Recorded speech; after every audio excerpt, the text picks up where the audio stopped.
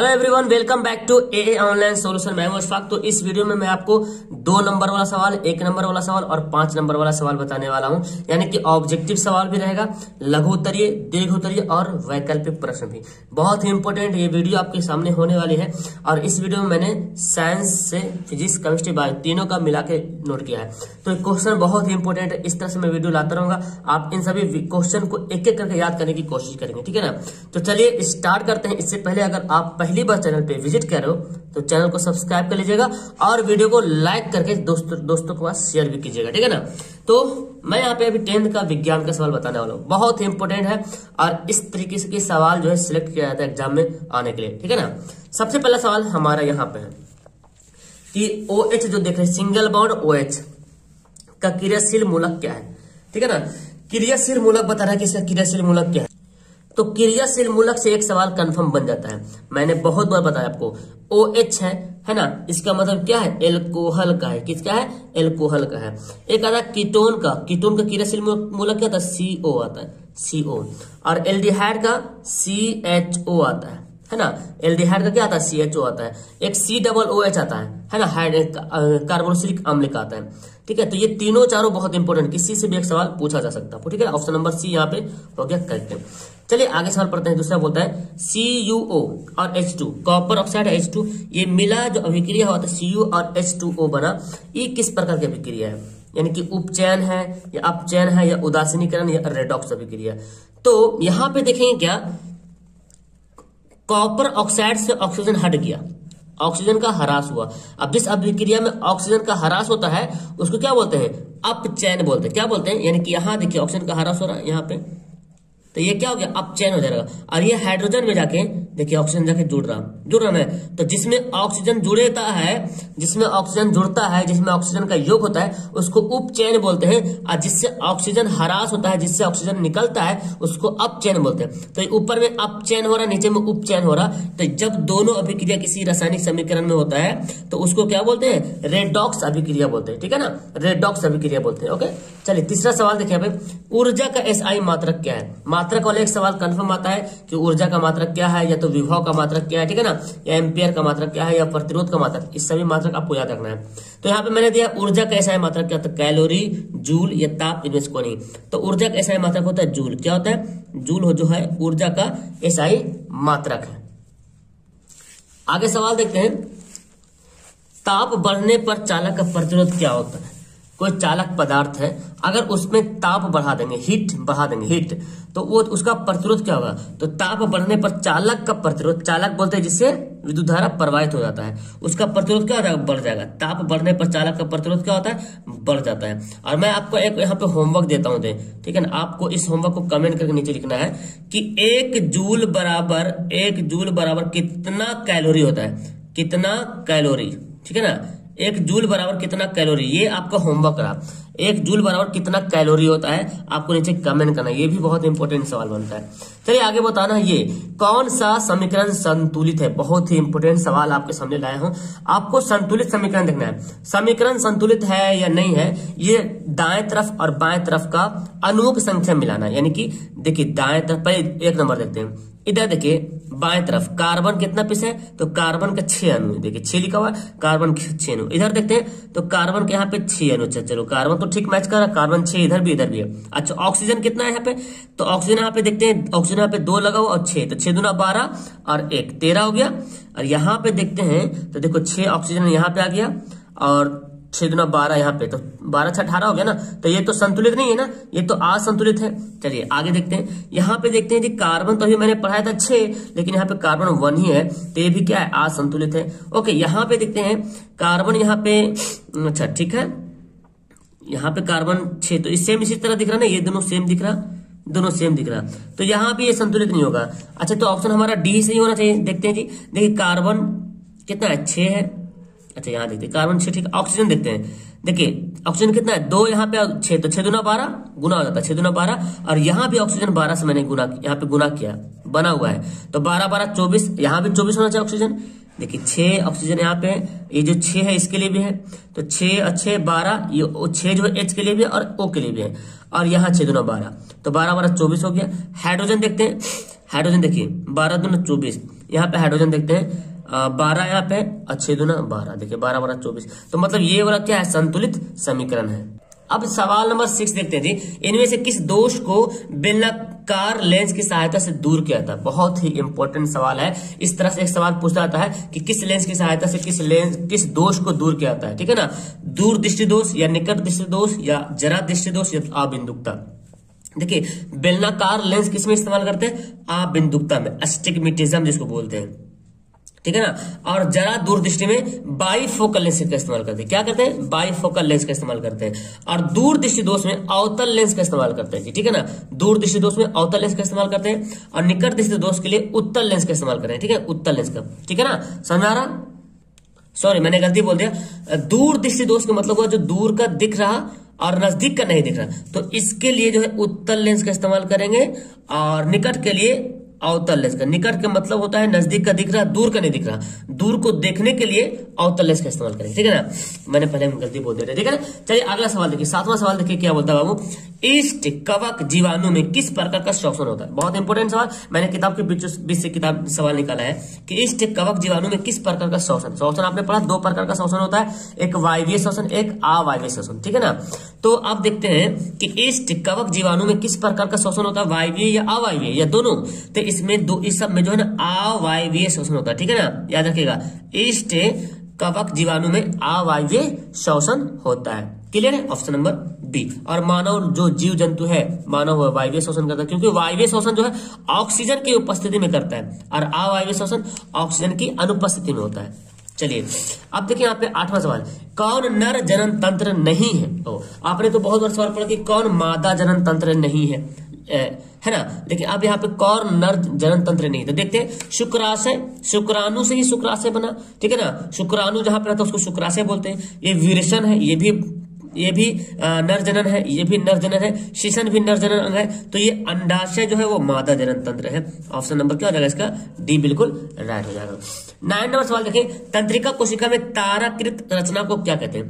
ताराकृत मतलब तारा के जैसा आकार बना होता है ना, तंत्रिका कोशिका आपने पढ़ा होगा, इस तरह से स्टार बना रहता है। और यहाँ पे तो देखिए ये वाला तंत्रिका कोशिका है और ये जो स्टार बना हुआ है ना, ये स्टार जो बना हुआ है इसको क्या बोलते हैं, साइटोन बोलते हैं, है ना, साइटोन बोलते हैं। जो स्टार बना हुआ है, तारा बना हुआ है और एक केंद्रक बीच में, और ये जो छोटा छोटा पत्ती नियर निकला हुआ है, लकड़ी ने छोटा छोटा रेखा है, उसको डेंड्राइट से बोलते हैं। तो ताराकृत, तारा का आकार किसको बोलेंगे, साइटोन को बोलेंगे। ऑप्शन नंबर डी यहाँ पे क्या हो जाएगा, बिल्कुल सही हो जाएगा, क्लियर है। इसका आंसर क्या हो जाएगा, साइटोन हो जाएगा। अगला सवाल आपके सामने हाजिर है, एस्टर बनाने की प्रक्रिया को क्या कहते हैं, है ना। एस्टर बनाने की प्रक्रिया को क्या कहते हैं, जस्तीकरण या एनोडीकरण या एस्टीकरण या ऑक्सीकरण। बहुत अच्छा सवाल है जी। एस्टर बनाने की प्रक्रिया को क्या कहते हैं, तो एस्टर बनाने की प्रक्रिया को एस्टीकरण कहते हैं। देखिए इससे नाम भी मैच कर रहा। जस्तीकरण किसको बोलते हैं, जस्ता जो लेपित करते किसी लोहा पे तो उसको जस्तीकरण बोलते हैं। और एल्युमिनियम को जो लेपित करते हैं वो एनोडीकरण कहलाता है। तो फिलहाल हमारा एस्टीकरण बिल्कुल सही हो गया। अब बारी है लघु उत्तरीय प्रश्न की। तो ये हमारा सबसे पहला सवाल लघु उत्तरीय वाला है, ठीक है ना।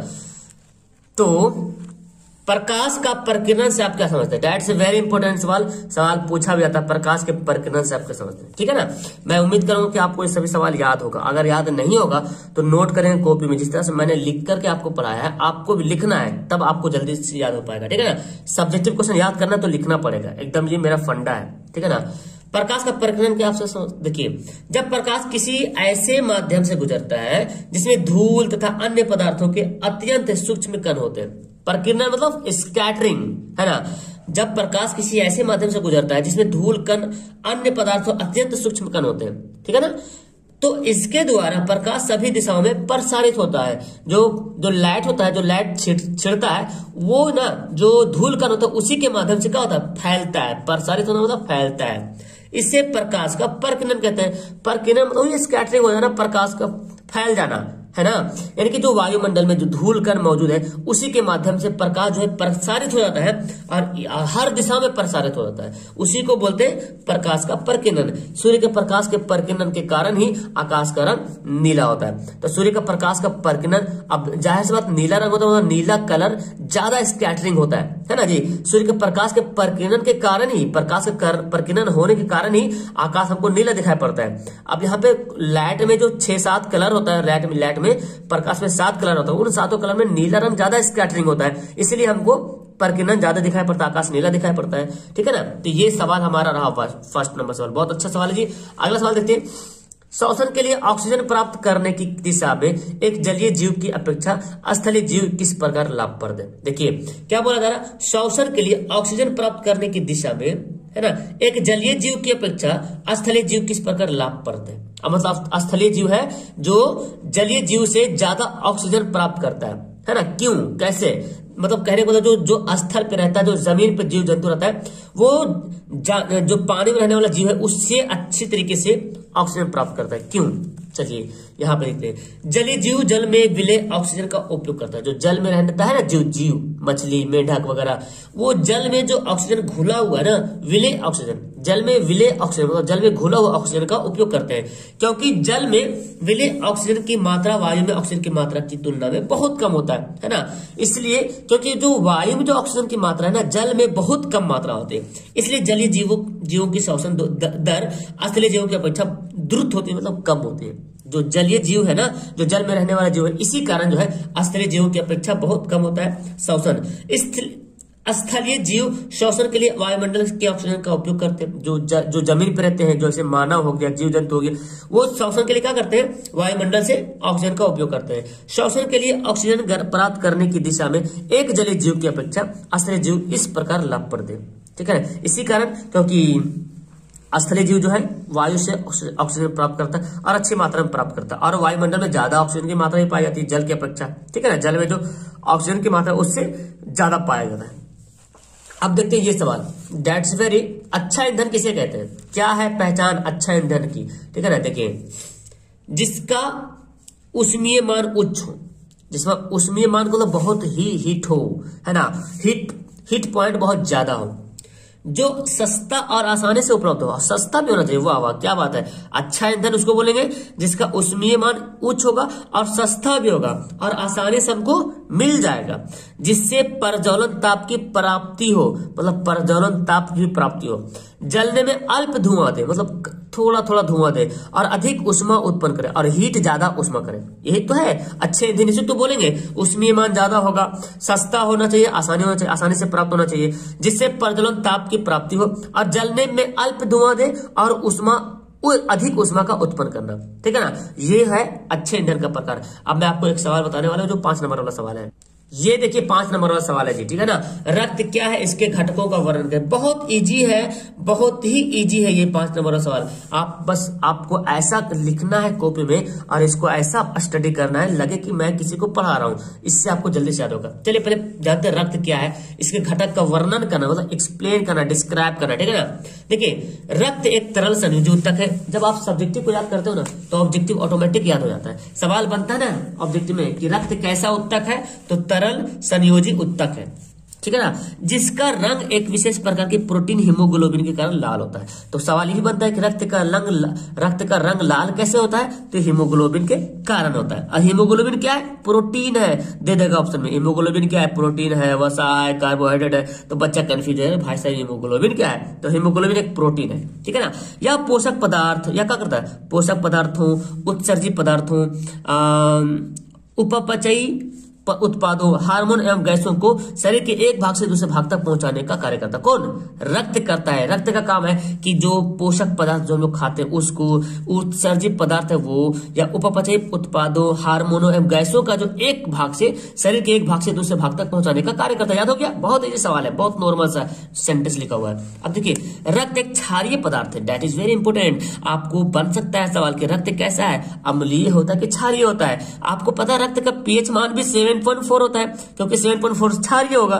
सिंपल सी बात है, जिसमें 2 घटक, तो रक्त के कितने घटक हो गया, 2 घटक। कौन कौन, ठोस घटक जिसको रक्त कण बोलते हैं, और इसमें जो है 3 प्रकार का आरबीसी, डब्ल्यूबीसी, प्लेटलेट्स पाए, तो उसको एक्सप्लेन करना है। तरल घटक जिसको प्लाज्मा कहते हैं, तो इसमें नॉर्मल सा है, देखिए रक्त में, ये रक्त लिखा हुआ ठीक है ना, रक्त में आयतन के अनुसार 55% प्लाज्मा होता है। कितना प्रतिशत? यानी कि टोटल रक्त में 55% प्लाज्मा पाया जाता है। सवाल ये भी ऑब्जेक्टिव बनता है कि रक्त में कितने प्रतिशत प्लाज्मा पाया जाता है, तो 55%, ठीक है ना, जिसमें 92% खाली जल पाया जाता है, सिर्फ 92% जो है जल पाया जाता है, और जो 45%, 100 में से 55 प्लाज्मा हो गया, और 45% जो है रक्त कण पाए जाते हैं, है ना, ठीक है ना। याद रहेगा कि रक्त में के आयतन के अनुसार उसमें जो है 55% जो है प्लाज्मा पाया जाता है, जिसमें 92% जल पाया जाता है, और उसमें 45% जो है रक्त कण। कौन कौन रक्त कण है भाई, तो उसका भी एक्सप्लेनेशन यहाँ पे करना है आपको, ठीक है ना, तब मिलेगा आपको 5 नंबर। रक्त कण पहले आरबीसी लिखे थे, इसके बारे में थोड़ा सा यहाँ पे जानकारी करते हैं। ये उभयावतल होती है, मतलब उभयावतल मतलब समझे ना, अवतल, उभयावतल होती है, जिसका रंग हीमोग्लोबिन प्रोटीन की उपस्थिति के कारण लाल होता है। तो इतनी बात तो जानते हैं पहले से आप, है ना। हीमोग्लोबिन O2 और CO2 मतलब ऑक्सीजन और कार्बन डाइऑक्साइड का बारी बारी परिवहन करता है। O2 ले जाता है, CO2 लाता है, O2 ले जाता है, CO2, हम सांस लेंगे तो O2 ले जाएगा बॉडी के अनेक कोशिकाओं में, और CO2 जो है ला के फिर छोड़ देगा, है ना। तो बारी बारी इसका कर रहा, परिवहन कर रहा। रक्त में लाल रक्त कण की संख्या लगभग देखिए 5 × 10⁻6 प्रति घन मिलीमीटर होती है। ये बहुत इंपॉर्टेंट। आप चाहे तो इसमें और जोड़ सकते हैं कि आरबीसी का निर्माण अस्थि मज्जा में होता है ना। आरबीसी का जीवन काल 120 दिन होता है, चाहे तो जोड़ सकते हैं, कोई जरूरी नहीं है, चाहे तो जोड़ सकते हैं, ठीक है ना। अगर जोड़ भी दिया तो अच्छी बात है। डब्ल्यूबीसी श्वेत रक्त कण, क्या व्हाइट ब्लड सेल बोले या व्हाइट ब्लड कार्पसेस भी बोलते हैं। यह लाल रक्त कण की अपेक्षा बड़े आकार के होते हैं। क्या होता है? लाल रक्त कण की अपेक्षा बड़े आकार की होती है, यानी कि डब्ल्यूबीसी आरबीसी से बड़ा बड़ा कण होता है, तो ठीक है, बड़ा बड़ा कण होता है। इनमें केंद्रक पाए जाते हैं, लेकिन इसका मतलब क्या हुआ कि आरबीसी में केंद्रक नहीं पाए जाते, डब्ल्यूबीसी में केंद्रक पाए जाते हैं। इस तरह से ऑब्जेक्टिव क्लियर होगा। मनुष्य के रक्त में इसकी संख्या 5000 से 7000 प्रति घन मिलीमीटर होता है। That's very important. तो आपको इस तरह से ऑब्जेक्टिव बहुत अच्छे से क्लियर हो रहा ना। अब एक बच गया हमारा प्लेटलेट्स या पट्टिकानु, वही तीसरा आरबीसी डब्ल्यूबीसी प्लेटलेट्स। प्लेटलेट्स जानते हैं भाई, ये लाल रक्त तथा श्वेत रक्त कण के अपेक्षा छोटे होते हैं, मतलब प्लेटलेट्स सबसे छोटा होता है।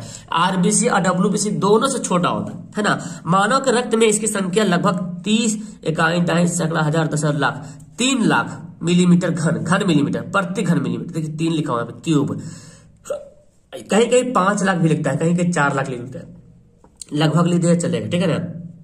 तो इसकी संख्या जो है लगभग बॉडी में 3 लाख मिलीमीटर घन मिलीमीटर होती है, घन मिलीमीटर, समझ रहे हैं ना। ये चोट लगने या कट जाने पर रक्त का थक्का बनाने में सहायक होते हैं। ओहो क्या बात है, आपने सब्जेक्टिव क्वेश्चन को पढ़ा, ऑटोमेटिक ऑब्जेक्टिव क्वेश्चन आपको याद हो जाएगा। और यही सब सवाल बनता है ऑब्जेक्टिव में कि अगर कहीं चोट लग जाए, कट जाता है, तो रक्त का थक्का बनने में कौन सा अवयव, रक्त का कौन सा अवयव सहायता करता है, लिख देगा ऑप्शन में आरबीसी, डब्ल्यूबीसी, प्लेटलेट्स। तो आपको क्या होगा? प्लेटलेट्स। उसी को बोलते हैं पट्टिकानु, हिंदी में, इंग्लिश में बोलते हैं प्लेटलेट्स। क्लियर है। और एक सवाल और, ये 2 नंबर वाला सवाल मैंने लिखा है यहाँ पे, ओम का नियम, सिर्फ ओम का नियम लिखना है, ओम का नियम का सत्यापन नहीं करना, ठीक है ना। सत्यापन के लिए 5 नंबर वाला सवाल आता है, ये 2 नंबर वाला सवाल या तो 3 नंबर वाला सवाल। ओम का नियम, देखिए ओम का नियम बोला तो आपको डेफिनेशन लिखना है। ओम का नियम क्या है? अचर ताप पर, है ना, कांस्टेंट जिसको बोलते हैं, अचर ताप पर किसी चालक में प्रवाहित विद्युत धारा, कोई चालक है, कोई तार है, उसमें जो विद्युत धारा प्रवाहित हो रहा, चालक के सिरों के बीच विभवांतर। अब मान लीजिए कोई चालक, देखिए ये है, कोई तार है, ठीक है ना। तो क्या बोला? अचर ताप पर किसी चालक में प्रवाहित धारा, इसमें जो विद्युत धारा प्रवाहित हो रहा है, ठीक है ना, और चालक के सिरों के बीच विभवांतर, और ये सिरा एक है, इन दोनों सिरा का जो विभवांतर किसको बोलते हैं ना, दोनों के सिरा के बीच की दूरी मापता है इसके। तो ये विभवांतर क्या होता है? अनुकर्मानुपाती। क्या होता है? अनुकर्मानुपाती होता है, अर्थात भी अनुकर्मानुपाती आई। इससे ही ओम का नियम कहते हैं। तो हम यहाँ पे लिख सकते हैं भी बराबर आई आर। आर क्या यहाँ पे? प्रतिरोध है, कांस्टेंट, यहाँ पे लिख सकते हैं आर एक नियतांक है, ठीक है। तो ये हमारा क्या होगा? ओम का नियम लिखा गया। तो उम्मीद है कि आपको इसमें से सारा सवाल याद होगा।